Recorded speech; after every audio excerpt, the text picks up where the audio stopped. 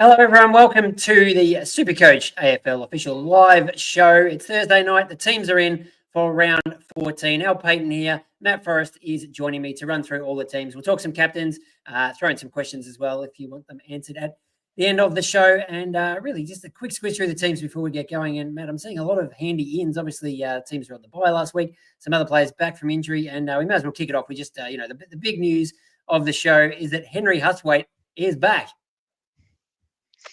Long may it last. I don't know if it'll last very long, but it's great to see someone that you trade out because he's not making any money and not getting games to be named a couple of weeks later. So very excited to see Huss in action. It will be a week and then it'll be out again. So maybe we'll get to the. I mean, it's an extra 30, 40K that he. I reckon, yeah, he's got a made, negative break even, so.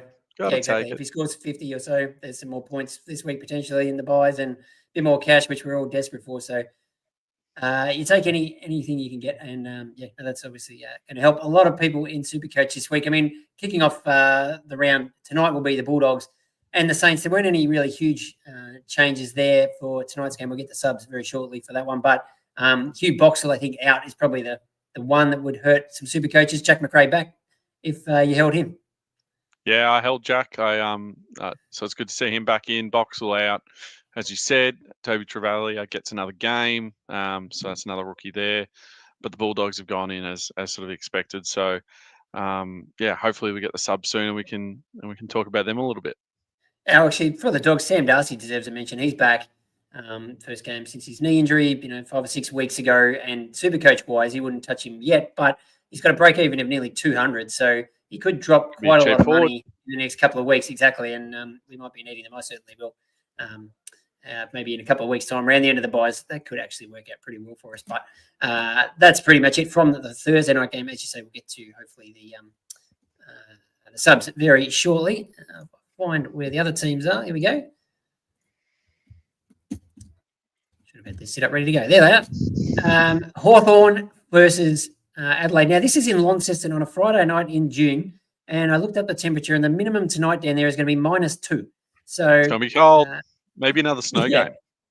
Well, it could be, yeah. Actually, when the Hawks, their record in the snow is pretty good, I think, isn't it? 1 from 1 at least. 1-0. 1-0, baby. That's not bad. Right. So they might be able to back that up. But, yeah, just a couple of changes there. Nick Watson back and Henry Hustwaite in. So it looks like he's a straight in for James Warple, who's out with a cork. So he doesn't sound like that's going to be a long-term injury. And then the Hawks have the bye next week. So after that, you'd expect Warple probably back. But, you never know. McGuinness out as well. Hustwaite plays well, pushes his case. You never know. But, there's a chance he could be the sub as well, although he's named in the centre there, so that's positive. And for the Crows, I'd be leaning CJ for the sub, but Sam Butler named on field as well, half forward. He scored 55 last week, but he's a rookie price player and gets another go at it, which is good. Yeah, good to see. He was putting up some huge numbers in the VFL before he came in. Just a one change for the Crows. Lockie Murphy in for Peatling, who's out, suspended. I don't think there's heaps there to take out of it from a SuperCoach point of view. The Crows are travelling pretty well, but travelling to Launceston to play the Hawks will be not the easiest assignment. Now we go into the Saturday games, and we've got Brisbane versus the Swans. So Brandon Starcevich is back. Sam Day is back for his first game for a while after being injured, and Dev Robertson goes straight back out again. Cannot get a run at it, and Ty Gallup out as well. Where's Levi Ashcroft? Is on the bench. I know he's a popular trade out this week with a break even up over 100, so that probably makes sense, but I think he'll still be okay if you wanted to keep him for a couple of more games, even until they're bye. And for the Giants, Finn Callahan back. He's missed a few weeks as well with a shoulder injury. Harry Rowson comes in, and Jacob Ware and Toby McMullen omitted. So nothing huge there, except I might just throw a question to you without notice, Foz. Would it be absolutely crazy to think about trading out Lockie Neal when I've got a lot of Brisbane players? They've got to buy in a couple of weeks, and maybe that's my path to Zach Butters. No, I don't think it's crazy. It's probably something I'll look at doing at the buy and using the money to hopefully get up to whether it's a Butters or a Marcus Bontempelli type player in a couple of weeks that are a little bit more expensive. That cash generation is so hard at the moment. The rookies haven't really come to the party, and there's a few mid prices that we're hoping make that jump for us, but if they're scoring well enough, you don't want to really trade them out anyway. And Neil has been largely underperforming. I personally have Will Ashcroft longer than I thought I was going to have him, and then Josh Dunkley was a trade in halfway through the season. So Neil could easily be on the chopping block if he doesn't he's having a good season, but he's averaging about 105, which is okay. You're buying him and you're expecting 115 to 120, not Yeah. 105. So he's a good M8, good M7 at the end of the season in an ideal world. But if you can get up to a Bont who's averaging currently 130, then it's worth a move.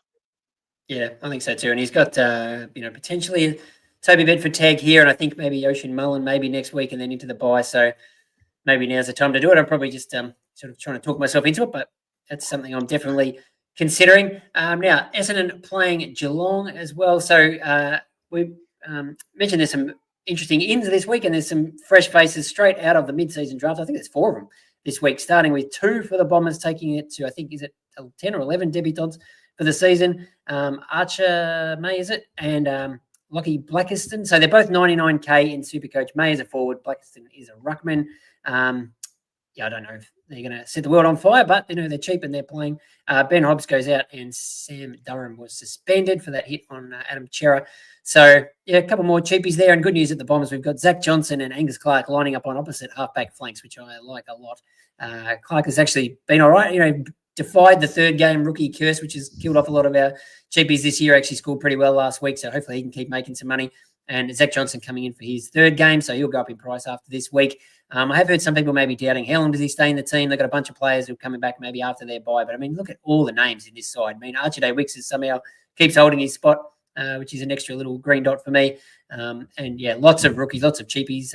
Llewell, he was all right. Keep the goal on his debut, so he gets another game. So, plenty of guys getting a chance at Essendon. So good to see a couple more new faces for us in Supercoach. And over at the Cats, Bailey Smith, that's another big in for us in Supercoach. Obviously laid out last week with some hamstring tightness, and he comes straight back in. And Ted Closey, who was good. I know some people made a last-minute switch to actually bring him in last week because he was very cheap. Gone all the way down to about 103,000, I think, because he'd been the sub so often and scored 70 or something, and now he's straight out. So it just goes to show you can't trust any rookies at Geelong. But, Baz, we assume he's right to go. Yeah, Bailey in is huge. Obviously, the laid out last week with that hamstring tightness. There's a little bit of talk about whether it'd linger on, but the fact that he's being named is great. Who knows with Geelong making a Swiftie? But I think in terms of the rookies at Essendon, Blackiston likely to play at halfback, centre halfback as a key defender. Probably going to take Shannon Neal, I'd imagine, is probably the matchup there with Laverde on Cameron. And then, Archer May is going to be that sort of key forward target alongside Wright and Caddy. Zach Johnson, really exciting. Had a great score last week, 83, 84, playing halfback. That's sort of the role. I can't see him coming out of the side anytime soon. I imagine they're probably going to pump 10 games into him, give him as much of a stint as they can at the back end of the season. He's very young. He's the youngest player in the AFL this year. Born another week later, and he's eligible for the draft this year. So he has shown plenty and really clean by foot. So perfect for Supercoach. Yeah, I think I'm definitely going to be bringing him in this week. Now, not a lot of changes here at North versus Fremantle. So this is in Perth, isn't it? So it's another North home game, but at Optus Oval after their deal with the WA government. So I think they probably stayed over there, did they, after playing in Bunbury last week? So just a one change there. Callum Dawson comes in for Charlie Comben, who's injured again. Poor old Charlie keeps getting injured. And Freo, no changes there because they are back off the bye last week. So they're all sort of ins for us in Supercoach, which is handy. But the one thing that did jump out at me looking at this North Melbourne team, if we look on the half forward line here, C. McKercher. So a lot of people bringing him in Supercoach this week, potentially including me, on the basis that he went to defence last week, played 100% defence for the first time for the season, absolutely killed it, 35 disposals, 140 Supercoach. We really need him to stay back there, and it worked so well. Is he really going to go back to the half forward line, Clarko? Surely. Yeah, it's a.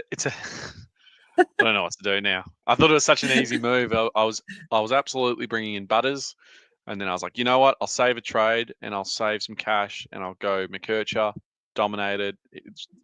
He's played his best footy of his career off the half back line. You need distributors off the half back line, and what do we know? He's back on a half-forward flank, at least being named. Who knows if Clarko just wants a pod in his own Supercoach team and he's trying to keep everyone off. But disappointing to see where he's been named. Yeah, it does give us something to think about. I know some people watch these games live and you just try and see when he goes out onto the ground, is he warming up with the defensive group or the midfield group? It might sort of nearly come to that, but it does affect what happens with a few other dominoes in my team too. So, yes, can't give a definitive answer on that, unfortunately, but hopefully Clarko does the right thing. Now, the two Sunday games, Port Adelaide playing Melbourne. So a couple of big ins here for the Power. Obviously, some extended benches here, but Jason Horne-Francis is back after a couple of weeks off with a hamstring. Jordan Sweet comes in, so I think he's named on the bench, but he might play. They might play the two rucks here because they get to tackle Max Gawn, and Sweet did score 205 Supercoach points in the SANFL last week. Logan Evans is back, and what's Matty Liddy, I think it is. Their mid-season draft. Manny, yep. The game. Yeah, so extended bench, but he's been confirmed in by Port Adelaide. So, great to see another mid-season draftee get picked. Yeah, Sweet had a great game in the SANFL last weekend. 2 goals, 40 hitouts, about 20 touches as well. So, and Visentini wasn't outstanding in the AFL last time out. So there might be a change there. Whether they go the dual rucks is probably more likely, considering they've named Visentini in that number 1 ruck slot for now. But as you said, got Gorney this week, so there's a decent chance they try and bring in a couple of big bodies to tackle him. Yeah, I mean, we'll get to captains in a little bit, but worth noting that Gawn played Port Adelaide twice last year and he scored 177 Supercoach points in both games. So, yes, he has a pretty good record against them. No outs at this stage for the Demons. Jack Viney should be back. Tom McDonald and Harry Sharp also named. So, D's, I mean, be interesting to see how they back up after King's birthday, because I thought they were really, really good. They did absolutely everything except actually win that game. I mean, do you think there's a chance they send Ed Langdon, was a real sort of out of the blue, that sent him that mission to stop Nick Dacos, which he did a pretty good job of until maybe the last quarter. Do you reckon they could try that again on a Butters type? Well, I feel like Butters is probably going to be more Clayton Oliver, I'd say, if we're going to be tagging someone, or Viney has been named on the field. So Viney did it the last time he was playing AFL, and then he was injured, and then Oliver took over that responsibility. I think Langdon matches up better. I don't think he did an outstanding job against Dacos. I think Dacos still, as you said, on the last quarter especially, got off the chain a little bit. But he matches up, physique and running capacity wise better than Oliver does on Dacos. Whereas, I mean, Butters is relatively explosive out of the contest, but he's that sort of real inside midfielder. Whereas, so I feel like you'd probably try and line up that rather than have a runner like Langdon run with him. That's what I think. Who knows? Who knows what? Yeah, we didn't do that one coming last week, but yeah, that makes sense. He's got 3 part-time taggers in his midfield now. Yeah, true. So one of them you think probably will try and do something about Zach Butters, who a lot of people are bringing in Supercoach this week, probably including me. I don't think the McCoach, I think will change that. Hopefully I'll still get him somehow.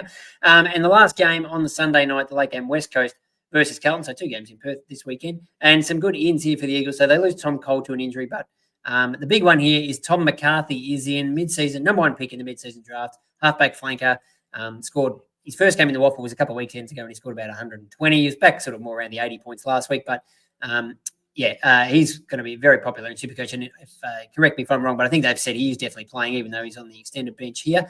So 99 Ks, defense mid in Supercoach. I think a lot of people will just bring him in straight off the bat this week. Potentially you could wait a week or 2, even he might be on the bubble coming off after their bye, which the timing works out pretty well. But if you need a cheapie now, wouldn't argue against people bringing him in. And a couple of other ins as well. Bailey Williams, Clay Hall potentially on the extended bench, but that seems to happen most weeks. And Noah Long as well. You're asking about Ryan Marrish. So Ryan Marrish named in the back pocket. Who the hell knows? So he's been on the wing the last couple of weeks, but I think a lot of us have already traded him out. And for the Blues, just the 3 ins going into the squad, Durden, Lockie Young and Jordan Boyd. But, not a lot of action there in terms of the Blues. Sam Doherty named at halfback, which is what we like to see. If you got him a bit cheap last week, and he's still, just on the 400K mark if you're interested in a cheap midfielder this week. Yeah, no Harry Mackay as well. I know it's not really Supercoach Yeah, relevant, but gives Hudson O'Keefe good point. a second game. He didn't score too poorly, despite playing in the wet and against Essendon. So he'll get another crack at it. And named at centre half forward, which is, good for the youngster. He's if he can string a few games together. I wouldn't be touching him in Supercoach with Mackay probably coming back soon, but he was out late last week and he hasn't been named again. So maybe there is more at play with his soreness than we know. Yeah, interesting. Well, that's it for the teams, but I can tell you that the subs are in for tonight, and it's Jack Carroll for the Saints and Cooper Hines for the Bulldogs. So no huge surprises there, and nothing that I don't think is going to affect too many people in Supercoach. But just a little bit of captain's talk before we wrap up, and before we get to that, time for the best bets of the week, powered by Better. Now, last week, Matt, you set us up absolutely beautifully with the Hawks to win on the Thursday night and a quarter time on the Saturday. I thought we've absolutely nailed this with Richmond starting well against Sydney, and then it all went down the toilet. Tigers were terrible, so I take complete responsibility for that. And I won't be banking on Richmond again. That just shows when you sort of tip with your heart and not your head. It's never a good way to go. So, sorry, my apologies for that. But I think we're both looking at tonight's Thursday night game for a chance to maybe win some money back this week. Yeah, I was a bit disappointed in your Tigers. Let us down. But as you said, I'm looking at tonight's game. A couple of half-back flankers on the fast decade Marvel. Bailey Dale for 30 plus. He had 30 last week. He also had 49 at Marvel a few weeks ago. And coming up against the Saints, he does typically score pretty well against them Supercoach wise, but also collects the ball against them. They allow him to sort of chip it around a little bit, and he racks up disposals there. And I'll also be looking at Nazai Wanganeen Millera for 30 as well, who's paying a little bit more to get the 30. That his line's at about 27, 28.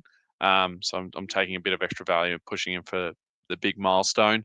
Once again, Bulldogs concede some serious touches to the halfback flankers. So I'm hoping he gets stationed there for a full game rather than those midfield spurts that for some reason Ross Lyon's been playing him in there. And that's true. paying $4.50. So I'll take that. Yeah, not bad. The Naz is one that I think because of Zach Butters and everything else that's going on, Colby potentially, he's sort of people have missed the fact that he's perfectly placed to pick up as if you need an extra premium defender in Supercoach, 507,000. I think he's dropped all the way down to, even though his scoring's been great except for just one off game a few weeks ago, which is about to go out of his price. So yeah, that's definitely one to keep in mind if you can find a way to bring in another Premier defender. I'm looking at tonight's game as well, and just clicking around the website there, they have what's called Stats Wars, and you can go head-to-head two players in the same game. And the option tonight, one of them anyway, is Callum Wilkie versus Bailey Dale, and you've got a few stats categories. So I've got Bailey Dale to have more kicks than Callum Wilkie. I'm pretty confident on that, and more handballs too. Callum Wilkie to have more marks. And then the one that I was umming and ahhing on is the tackles. That sort of could really go either way, but I'm giving Callum Wilkie the nod there too, playing sort of deep in defence. And if you get all those right, it's $4.30. So I do like, that's what I reckon. And I don't mind that as a little fun way to do it. And I think Bailey Dale for a big game in disposals and Supercoach is a pretty good bet. If you've got him in your Supercoach team, you'd be pretty happy. What's gambling really costing you? For free and confidential support, call the number on the screen, 1-800-858-858, or visit the website gamblinghelponline.org.au. And the other one too to mention, which we'll get into captains now, and that is Marcus Bontempelli, who I think I'm going to start with the VC on tonight, just because I've had him for 2 weeks. He's scored sort of in the low hundreds. He's due for a big one, and he has a pretty good record against the Saints. And in fact, if you're looking at betting wise, if you're looking to potentially get him in for disposals and goals, looked up his last 5 games against the Saints: 30 disposals, 2 goals, 24 and 3 goals, 23 and none, 34 and 2 goals, 26 and 4 goals. So he doesn't mind playing against them. So I reckon he's a pretty good shout for a VC tonight. But anyone that you like early in the round, or captains or VCs this week in Supercoach, Matt? Well, Bonds is probably the obvious one for tonight. Outside of we talked about Dale and Wanganeen Miller as decent options for the betting side of things, but for Supercoach, I think they're pretty good as well. But Bont, his first game of the season this year, I don't know if you recall, was against St Kilda, led him to a 70-point win, but he had 30 and kicked 2 and dominated. So I think there's enough evidence there to sort of lead with him for tonight's game. I mean, if you're looking at tomorrow's game, Hawthorn and Adelaide, wet conditions down in Tassie, nice and cold. I know that Hawthorn are relatively restrictive against midfielders historically this season, but no Day, no Warple. Outside of Newcombe, it's a relatively B-grade midfield there, so I'd be leaning towards Jordan Dawson. He starred last week and has had a pretty consistent season, but has also shown the ability to score, massive scores. And then, looking at the rest of the round, Tom De Koning late in the round, coming up against Matt Flynn. Bailey Williams has been brought into the extended side, so we might see a dual ruck set up there. But he's De Koning was strong again in the game against Essendon last week, coming up against Todd Goldstein. So and Flynn sort of held his own for the first half against Cherry, but then Cherry walked all over him in the second half. So I'd be leaning towards De Koning to sort of mop up against Flynn. Yeah, I think if you've got De Koning in the last game, he's a great backup. Maybe a Chera or somebody like that against the Eagles, but probably my backup captain will be Max Gawn against Port. Mentioned him already, 170 twice against the Power last year, rucking potentially against Dante Vesentini, maybe Jordan Sweet as well. But Max is, and maybe he'll be breathing fire after last week too. I thought he was just massive against the Pies, and it was really kind of unfair that the way that the game ended, that he sort of got caught with 30 seconds to go and had to try and do something, and he's kicked it across the ground and it didn't work. But Stephen May sort of pointed that out to him, which I'm not sure he really needed to. But I love Max, and I think he could have an absolutely massive game. So it's a matter of who you try before him, and I really like the Bont, so I'll probably go there. I mean, Tristan Cherry's, I think 5-round average is 152, so it's very hard to go. No knocks on him. He is playing Freo this week, so it depends. Against Luke Jackson in the ruck, he should go all right. Sean Darcy's in there too, so might be a little bit harder for him, but I'm sure he'll still score really well. Brayshaw, I've got in that game against North, should do well. Bailey Smith's back against the Bombers. You'd think he'd be up for a big game there. I'm not sure who they could have who could try and run with him. So there's a few interesting choices this week, but I reckon Max makes it pretty easy to have a solid captain on the Sunday and sort of take a flyer on somebody before that. But get to a couple of questions before we sign off. Now, this Drakkar is on my wavelength here. Thoughts of trading Lockie Neal. He's thinking of trading him to Luke Jackson. Desperately need forwards, and I have no ruck cover. I'm not as worried about the ruck cover this year. We've got flex. We've got best 23 scoring. So if something happened to a Gawn or a Cherry, or if you've got TDK there or something, and they miss a week, you almost just cop the zero and not worry about it. Whereas in the previous years, we've sort of tried to get a ruck forward somewhere that you could swing up there. I mean, if you have one, it's handy, but I wouldn't be sort of breaking my team to make it happen. And Jackson, very, very expensive. So, I mean, he'd be a great pod. He's been scoring unbelievably. But, not quite sure about that one. But, I'm not opposed to necessarily trading Lockie Neal. But what do you think of this idea? I mean, I'd go Jackson, so I've really enjoyed that. The one thing to note as well is Sean Darcy's been named for the Dockers this week. So, in games where Jackson's playing solo, he obviously dominates, and when he's alongside Darcy, there is a bit of a dip. We saw him playing a little bit of midfield with Darcy a couple of weeks ago before the bye. So that is, something to note. I guess it's a little bit different to what they've done in the past. I probably wouldn't be spending top dollar on Jackson there. I'd be not worrying about the ruck cover and probably leaning towards more of a forward option, to round it out. That's just me. If you're going to make the move, but I wouldn't. I mean, what's Jackson at? 620k. So it's a lot of cash to stump up. I wouldn't be paying that. And the other thing too is that it is good to be thinking a couple of weeks ahead. What is my team going to look like over the buys when the buys finish? And I know some people might sort of be painting themselves into a corner that once everyone goes back where they're supposed to go and everyone's available, you've got 7 defenders and not enough forwards or something like that. So you don't want to be in that position. But while we've only got best 18 scoring for the next couple of weeks, it doesn't really matter if you're a bit short in the forward line. I definitely am. But I'm looking at in a couple of weeks, you might be able to get a Jason Horne-Francis for 450,000. Sam Darcy might come all the way down. So there's some options there that might be a fair bit cheaper that you can get in a couple of weeks' time.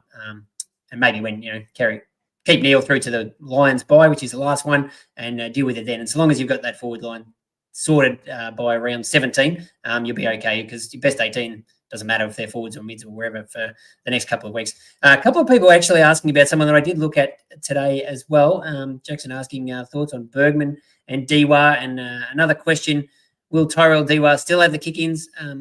The Marek role, so he's about 170k in the forward line, negative 40 or something break even.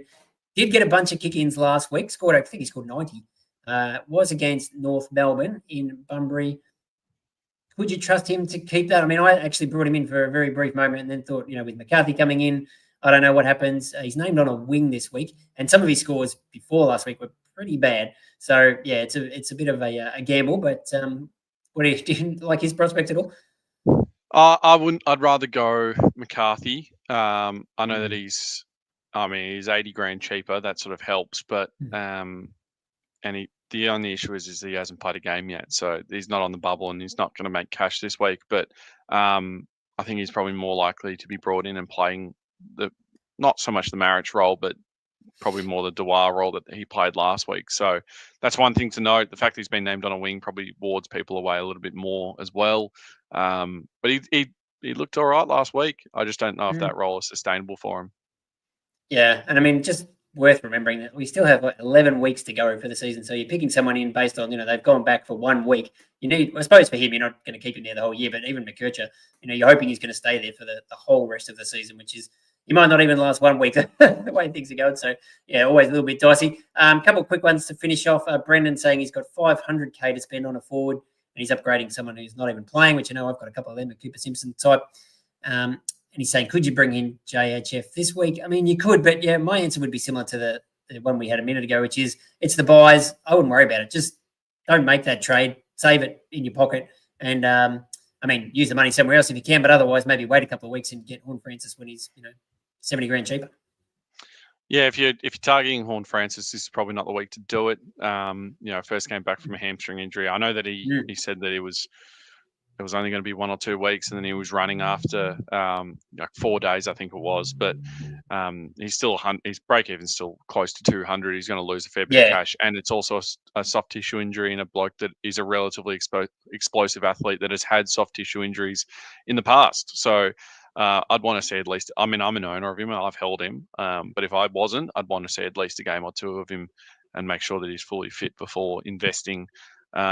Especially if I'm going to spend the money and watch his price dwindle away a little bit. So I'd be holding off. It could also be a case of if you've got that money just sitting there and there's a dead rookie, you could always wait to see how your round is progressing through Thursday and Friday night. First game is Saturday.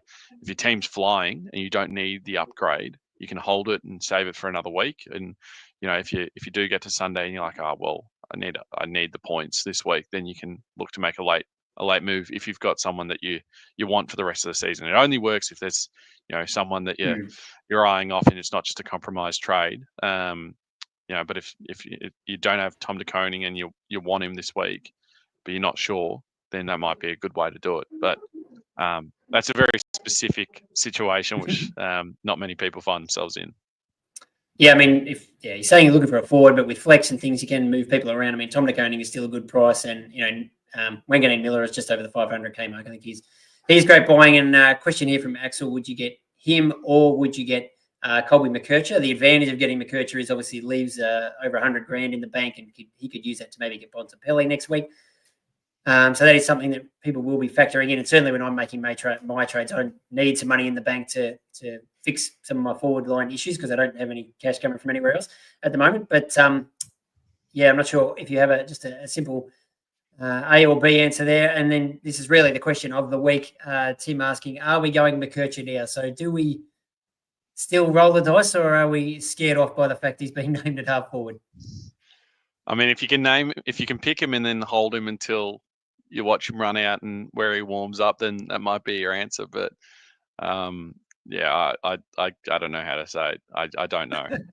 I'm still I'm going through my team picking now, and I'm just looking at going, I don't know what I'm going to do. Yeah, geez, sorry, and for me, I can't help him.